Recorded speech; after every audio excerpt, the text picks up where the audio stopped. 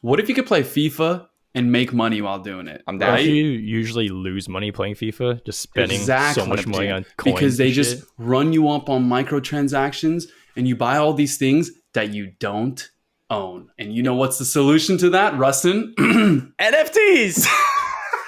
Our So resident this guy, NFT guy. Andreas, and a few small people on a team are building goals. The next play to earn NFT based game is football, mate. It's fucking soccer, dude. So I'm trying to create some controversy. Soccer versus football down in the comments, right? That's a bad Um, battle start. that's how bad it'll start.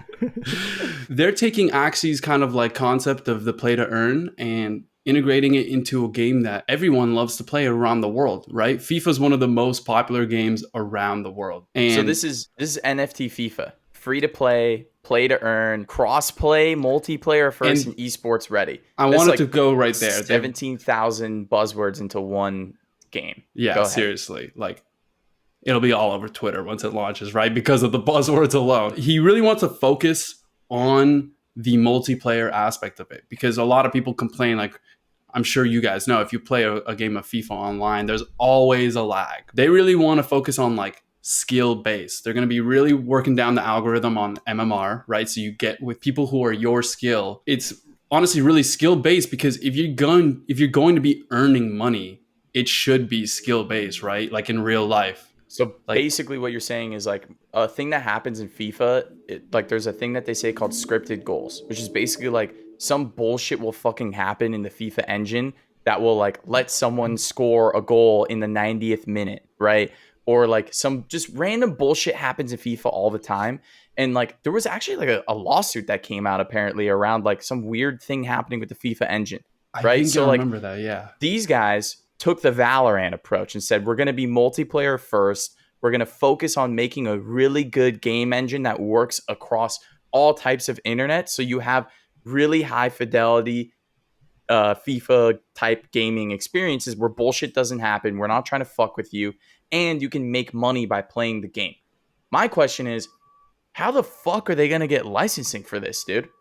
Like, That is the big issue, right? Like it's the whole story of FIFA versus PES, right? yeah, The whole licensing issue, and PES eventually got Juventus, and that's the one team that they have, right?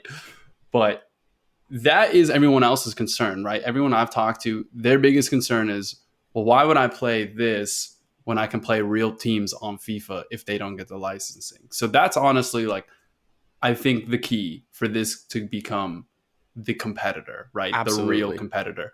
Because But conceptually, this is what needs to happen, right? Because a game like this, we've talked about this before. A game like this comes into the world, people try it out because it's free to play. They're not losing anything, maybe a couple hours of gameplay. They realize this is actually sick.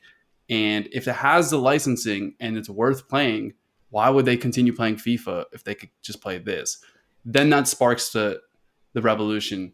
EA goes, oh shit, we're losing people. Let's start thinking about integrating play to earn or NFTs. What are these guys' backgrounds though? Like, can they make a good sports game? Because it took FIFA so long to perfect the mechanics to make it as realistic as possible. Everything from the defending to the attacking to the goalkeeping, to the amount of physicality of like the players and whether they should grab them as aggressively. Like, there's so many minute adjustments every year made to the game that they're constantly iterating on. That a game that's going to come out in its first year to perfect it as well as FIFA 2022 is right now. I'm not going to say the game is perfect, but obviously it's taken a lot of iteration. Can they actually make a good game? That's like the foundation that needs to be set before they add anything on top of it. NFTs, quick internet, no latency, all that stuff is secondary. You need to make a good mechanical game first.